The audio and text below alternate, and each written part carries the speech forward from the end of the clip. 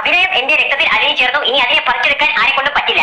ചേടാ പണ്ടം കണ്ട ഒരു നാടകത്തിൽ ദരിദ്ര റോൾ ചെയ്യുന്നു പറഞ്ഞോണ്ട് ഇങ്ങനെ ഉണ്ടാ. അതിപ്പോ ഇവ ഏത് റോൾ ചെയ്താലും അത് ദാരിദ്ര്യമായി മാറൂല.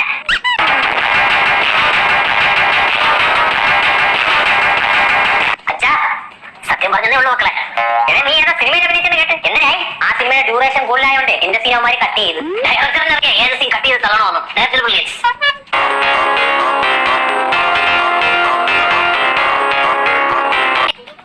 എടാ മക്കളെ, നിനക്ക് സിനിമയിൽ കയറി പറ്റണമെങ്കിൽ നീ എല്ലാം ഉപേക്ഷിച്ച് അതിന് വേണ്ടി നിൽക്കണം. വേലയും കൂടി ഇല്ലാതെ നടക്കണ ഇവ ഇനി എന്തിനു ഉപേക്ഷിക്കാനാണ്? ഇനി നമ്മൾ അവനെ ഉപേക്ഷിക്കണമെങ്കിലേ ഉള്ളൂ.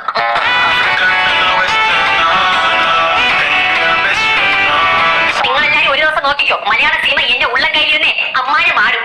ഇൻഡസ്ട്രി ഉള്ളവന്മാർ നിന്നെടുത്താട്ടാതെ നോക്കിക്കോ.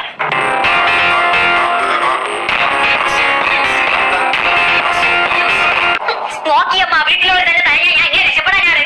കഴിവില്ലെങ്കിൽ കഴിവില്ലെന്ന് തന്നെ പറയണം.